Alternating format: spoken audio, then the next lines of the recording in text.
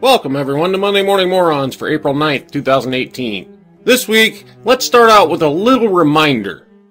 Remember when this was a bad thing?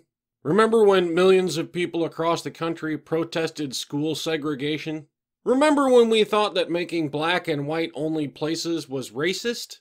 Well, students demand POC only space at New York City University. Now you know why we call you fucking morons regressives. You're demanding this. You fucking idiots. Students at the new school in New York City are demanding that administrators set aside a space for people of color to exist without the pressures of white supremacy. I'm sorry, but that's simply impossible to do because the pressures of the omnipresent oppressive white supremacy you speak of are in your fucking head.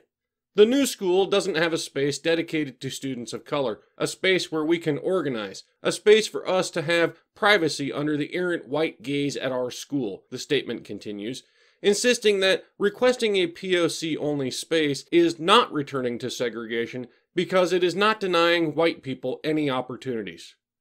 I swear I've heard that sort of thing before. I can't seem to place it, though. Let me think. Ah, yeah, that's it. Separate but equal. Because that totally worked out great the first time we tried it. White spaces in the past, and even today, exist in order to oppress and reject POC. POC-only spaces are responses to those spaces, the statement claims, labeling the POC-only space a place for POC to exist without the pressures of white supremacy. Toots, there are no public white-only spaces. It's illegal.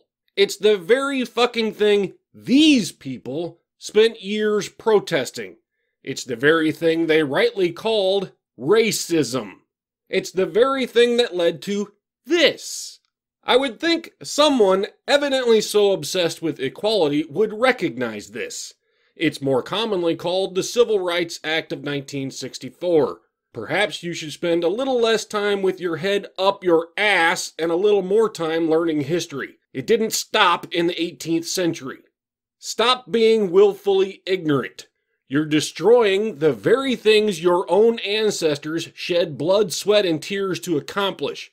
You're not combating white supremacy, you're encouraging it. Knock it off. Bad start. One article and I'm already pissed off. Cheer me up, Bob. Going vegan can help fight racism, a Columbia instructor says. An instructor from an Ivy League institution recently explained how veganism, the refusal to eat animal meat and dairy, can help resist the violence associated with the subjugation and oppression of non-white groups. Oh dear. Looks like someone hasn't done their homework. Sorry, Christopher, but you're a little late to this party. Veganism has already been declared a toxic masculinity thing taken over by white males to oppress the poor, helpless women and marginalized people of color. You can't have it both ways, folks. Get together, decide amongst yourselves which bullshit narrative you'd like to go with, and get back to us, huh? So busy making shit up they can't even keep their own shit straight. What's next, Bob? How to make the wage gap an injustice of the past. Oh, Jesus. Will this bullshit never, ever end? On Tuesday, April 10th, we will once again read reports about the gender pay gap and how, according to the Institute of Women's Policy Research, women earn 80.5 cents for every dollar earned by men. Wait for it. It will be Equal Pay Day, a symbolic marker that women have to work, on average, more than 15 months to make what men make in 12 months. We will be reminded of the sad truth that there is greater inequality among Latinas and black women. We will discuss how pay gaps exist in every sector, from hourly retail workers to partner-tracked lawyers, and we will lament that it will not close for more than 100 years on its current course. But that's only if we do nothing. Lawmakers, employers, and workers all have a role in this fight for fair pay, and there are tangible, practical solutions all can take to achieve pay equity. Did you catch it? The subtle but very important switch? Don't worry, she's about to do it again. See if you catch it this time. The reality is the pay gap is math, not myth. Catch it now? She's switching back and forth. One moment it's women earn less than men.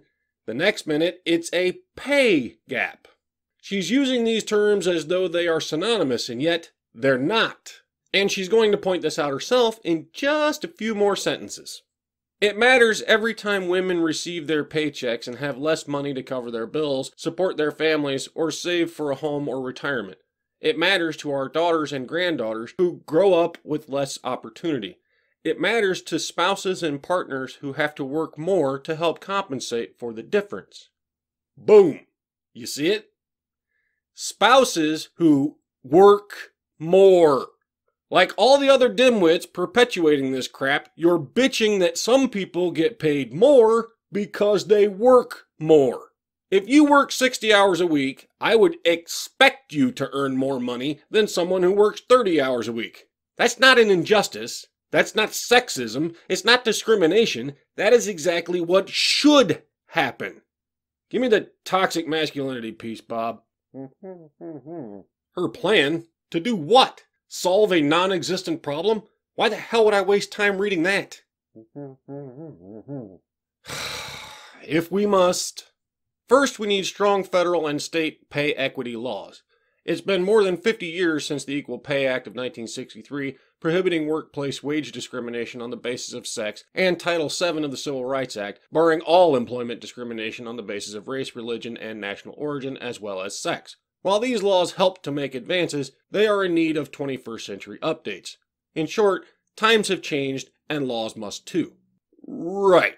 We need an Equal Pay Act, which we already have, but since it didn't result in the equal outcomes that I desperately desired, we need to change it to the Unequal Pay Act that unfairly favors women.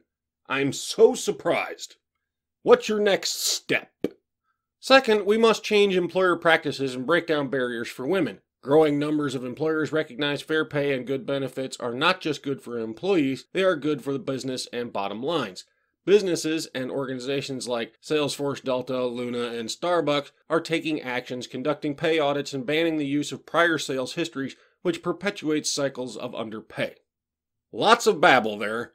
Let's cut out the woo and see if we can tell what you're really saying. Second, we must change employer practices and break down barriers for women by banning the use of prior sales histories.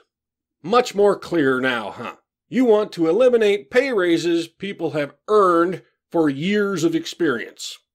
Any more bullshit we need to do for you? Third, we must support women in advocating for themselves. At the AAUW, we are launching a new commitment to train 10 million women to negotiate their financial futures by 2022. Through AAUW's Work Smart program, we will give women the skills they need to effectively understand their market worth based on experience and accomplishments, and the tools and confidence to negotiate for it. Teach women to negotiate better. Think about what you've just implicitly said and let it sink in.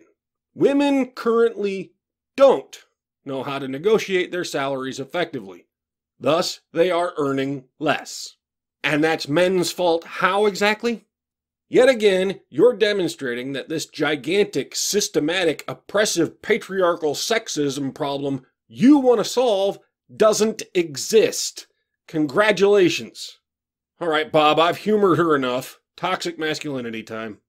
Woman set ex-boyfriend on fire after inviting him over for Easter dinner, cops say. Siobhan Perez, 38, is accused of setting her ex-boyfriend on fire and then locking him inside an apartment to burn to death. The Altamont Springs Police Department says that Perez lured her ex-boyfriend to her apartment for Easter dinner and asked him to fix a bathroom pipe. She told him that there was a leak under the bathroom sink. Officers say that when he laid on the floor to fix it, she doused him with gasoline. Holding a blowtorch, Perez said, "You're going to pay," and set him on fire. Police believe that Perez tried to keep him from getting out, as they said that boards were set up at every window and that Perez had asked neighbors to help her switch locks. The locks worked from the outside instead of the inside. The ex-boyfriend reportedly was able to push past Perez and barely escaped. Police say that the ex-boyfriend is in the hospital after suffering severe burns on the right side of his body, chest, neck, and face. I don't see why they arrested her.